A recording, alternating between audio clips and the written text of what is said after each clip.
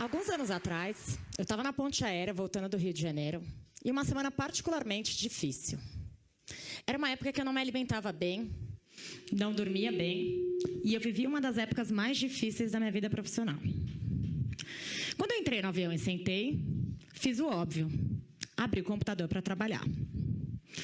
Logo a aeromoça veio me pedindo para fechar, dizendo que o voo estava lotado e que não era permitido, na verdade, dizendo que eu estava na saída de emergência e que não era permitido o uso de computadores. Eu tentei mudar de assento, obviamente, mas o voo estava lotado. E então, como de costume, eu já estava pronta para colocar o meu fone de ouvido, quando eu escutei a seguinte frase: por que você não aproveita esses 40 minutos para você? Eles não vão mudar nada na sua vida. Quando virei, um homem simpático sorriu e continuou dizendo: sabe que eu já mudei do Brasil faz um tempo, mas me assusta, cada vez que eu venho para cá, ver as pessoas trabalhando e vivendo nesse ritmo e ver que eu vivia exatamente assim.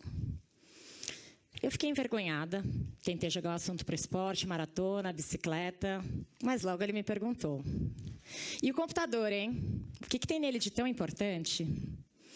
Eu contei que trabalhava no LinkedIn e ele me perguntou se eu conhecia o Oswaldo, que era o nosso CEO na época. Eu disse, claro. De onde você conhece ele? Então ele me disse, eu vim desse mercado. Fui eu que trouxe o Google e o Facebook para o Brasil. Gente, eu fiquei desesperada. 1000 conexões passaram na minha cabeça, pessoas, frases, notícias. Eu sabia quem tinha trazido o Google e o Facebook para o Brasil. Esse cara era uma referência para mim. Mesmo super empolgada, naquele momento eu contive a minha surpresa, agi naturalmente e disse: ah, você é o Rohagen? E ele me disse: sou. O fato de eu não saber quem era ele me deixou mais à vontade para eu ser eu mesma. Pelo menos até aquele momento, né? A gente falou sobre diversos assuntos. Startups, empreendedorismo, projetos sociais, Google, Facebook, Instagram. Podia dizer que eu tinha ido para a Europa.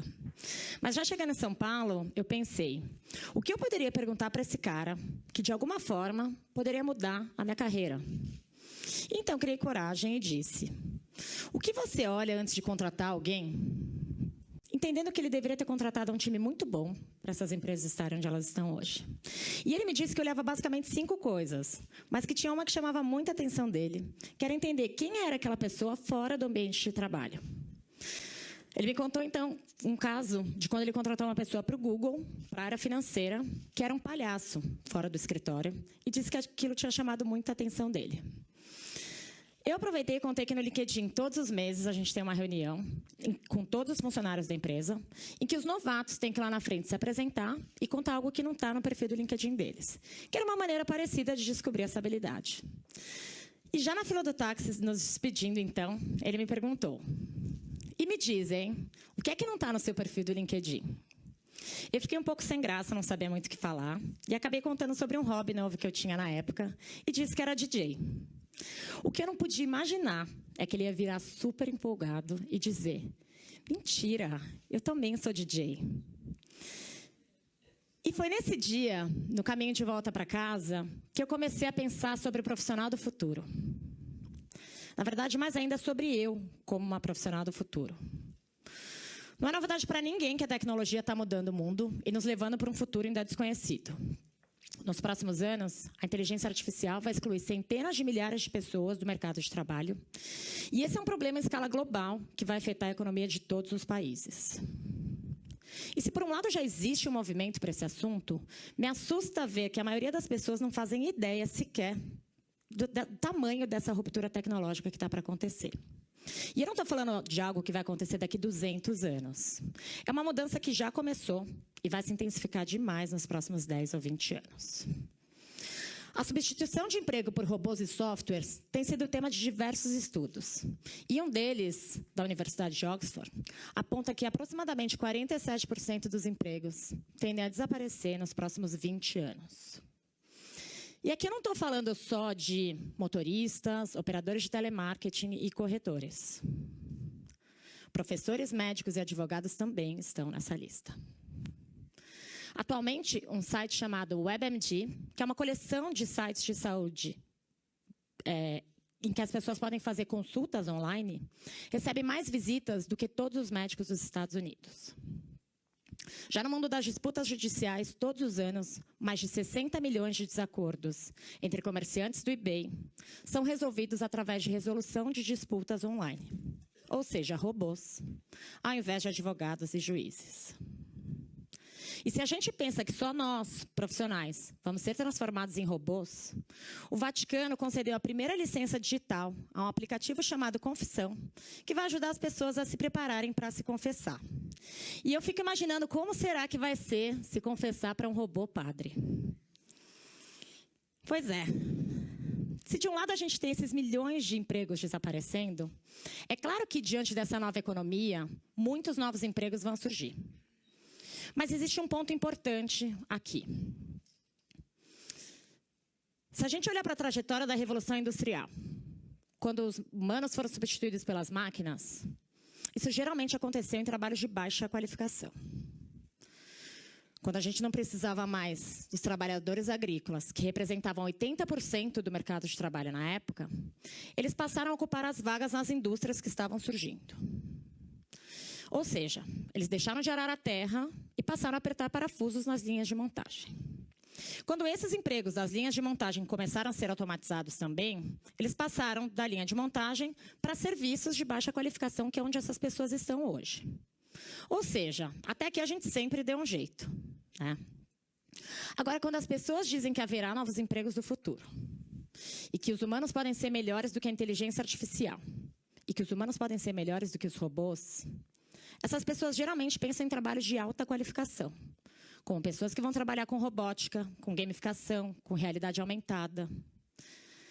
Eu não vejo como motorista de caminhão desempregado, aos 50 anos, que perdeu seu emprego para veículos autônomos, nem como um caixa de supermercado que não teve oportunidade de estudo, vai se reinventar diante desses empregos do futuro, que vão exigir uma alta qualificação.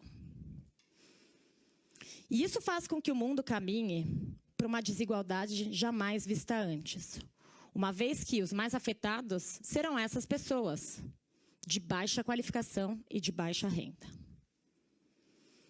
E aí, o que a gente faz com tanta gente que vai ficar sem emprego?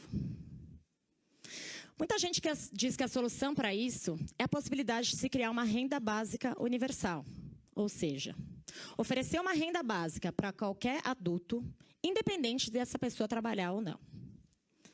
Eu confesso que eu fiquei um pouco chocada a primeira vez que eu ouvi falar nesse assunto, mas ele vem ganhando cada vez mais novos adeptos, inclusive grandes nomes do Vale do Silício, como Mark Zuckerberg e Elon Musk. Essa iniciativa é vista como uma forma de compensar o desemprego gerado pela automação. Só que aqui não está claro o que é universal, nem o que é básico. Quando a gente fala renda básica universal, a gente pensa, na verdade, em um problema de forma nacional para um problema que é global. E eu vou dar um exemplo aqui para a gente entender melhor isso. Imaginem vocês que a inteligência artificial e as impressoras 3D vão excluir milhões de trabalhadores escravos em Bangladesh. Quem vai pagar a renda básica deles? Será que os Estados Unidos e Europa vão recolher imposto do Google, da Amazon, da Apple e vão usar esse dinheiro para pagar a renda básica dos bengaleses? Eu não sei o que vocês acham disso, mas eu particularmente não acho que isso vai acontecer. E aqui também não está claro o que é básico quando a gente fala em renda básica universal. O que é básico para vocês? Quais são as necessidades básicas do ser humano? Algumas pessoas vão dizer que alimento e abrigo são suficientes. Já outras vão dizer, educação tem que fazer parte desse pacote. Mas se a gente falar de educação, de quanto tempo a gente está falando? 6 anos? 12 anos? PhD? Quando as pessoas perdem a sua empregabilidade, a única coisa que vai lhes restar é a renda básica universal. Então, o que compõe essa cesta é uma questão ética muito delicada. A gente está falando do provável surgimento de uma enorme classe de pessoas ociosas. E aí eu fico pensando, será que essas pessoas que reclamam tanto do trabalho vão ficar felizes com essa possibilidade? Ou será que doenças como estresse, depressão, obesidade e até suicídio vão se agravar ainda mais diante dessa falta do que fazer. Então, como a gente se prepara para esse mundo que a gente nem sabe ainda bem qual vai ser? Afinal, quais são os empregos do futuro? Detetive de dados? Psicólogo de robôs? A verdade é que eu não tenho essa resposta. Não sei dizer quais são os empregos do futuro e eu acho que talvez ninguém ainda tenha essa resposta. Do mesmo jeito que 10, 12 anos atrás, a gente não sabia que iam existir youtubers, motoristas de Uber, desenvolvedores de aplicativo, jogadores de League of Legends. A gente também não tem como dizer quais serão os empregos do futuro. 65% das crianças que estão no ensino médio hoje vão trabalhar em um emprego que ainda não existe. Mas então, como que essas escolas e essas universidades se preparam diante de um futuro tão incerto? Eu já estive algumas vezes no Vale do Silício visitando as universidades mais inovadoras de lá. Eu visitei universidades sem campus, universidades sem professores, colégios para crianças superdotadas que aprendem através de projetos, com impressoras 3D, corte a laser. Eu fui em uma universidade do Google com a NASA, que fica dentro da NASA. Eu vi muita coisa muito legal e muito interessante.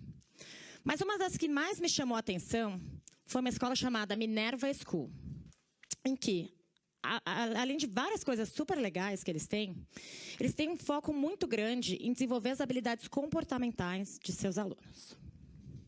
Foi lá uma das primeiras vezes na vida que eu ouvi dizer que as habilidades do futuro não serão as habilidades técnicas, e sim as habilidades comportamentais. Uma vez que, com a inteligência artificial, os robôs poderiam aprender quase qualquer habilidade técnica que a gente tem hoje, mas, ao menos não tão cedo, poderiam desenvolver as suas habilidades comportamentais. O World Economic Forum reforçou esse insight quando listou e apresentou ali quais serão as 10 habilidades mais importantes para o profissional do futuro. E confirmou que todas elas, sem exceção, serão habilidades comportamentais e não técnicas. Em outras palavras, para ser bem-sucedido, esse profissional do futuro vai ter que saber como pensar e não mais o que pensar. A maioria das escolas e das universidades hoje nos ensinam o que pensar e não como pensar. A gente cresceu ouvindo dos nossos pais, dos nossos professores, dos nossos chefes e da sociedade em geral o que era certo e o que era errado. E diante de um modelo linear industrial como aquele, se a gente fizesse o que era certo, a gente tinha uma chance muito grande de sermos bem-sucedidos. Já na era digital, decorar nomes e fórmulas já não faz mais sentido. As respostas estão prontas na internet.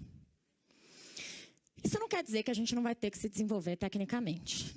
A gente vai sim ter que desenvolver essas habilidades e a chance delas estarem ligadas à tecnologia e à codificação é enorme.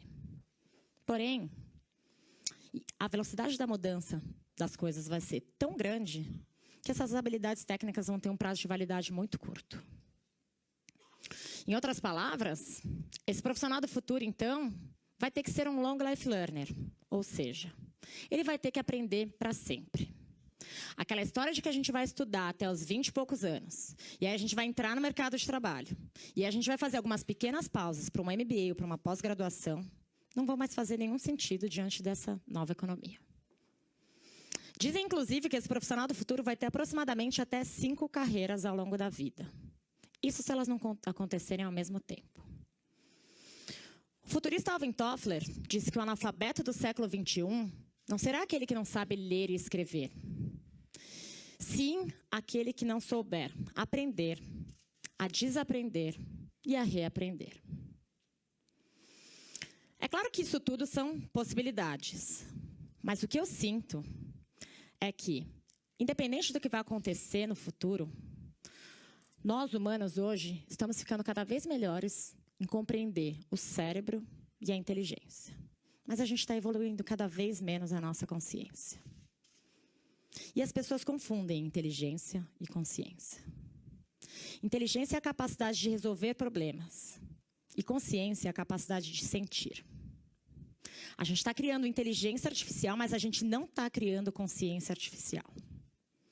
Dizem que no ano de 2029, um computador vai se tornar tão inteligente quanto nós, seres humanos. E que em 2045, um único computador vai ser mais inteligente do que toda a humanidade junta. Porém, não há nenhum indício de que esses computadores vão se tornar conscientes, ao menos tão cedo. Eles não vão poder sentir. E se é isso que vai diferenciar a gente dos computadores, isso que vai diferenciar a gente dos robôs, a gente tem que começar a desenvolver mais a consciência humana. A gente está cada vez mais desenvolvendo o nosso externo e esquecendo de olhar para dentro da gente. Cada vez mais nos é cobrado que a gente seja o melhor profissional, o mais bem-sucedido, o mais inteligente, o mais competitivo. Mas ninguém ensina a gente a lidar com as nossas emoções. E se a gente não aprender e não entender que a felicidade não está em ter, e sim em ser, a gente vai continuar criando mais e mais robôs humanos.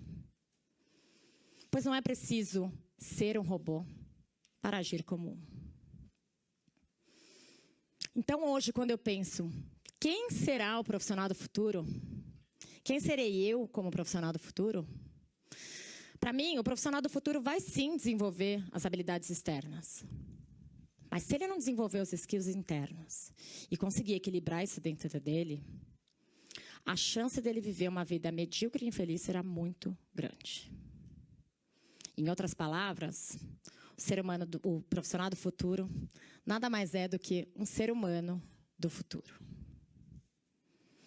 E hoje, quando me perguntam o que é que não está no meu perfil do LinkedIn, eu digo que, além de ser DJ, eu venho acordando de anos em que eu vivi anestesiada.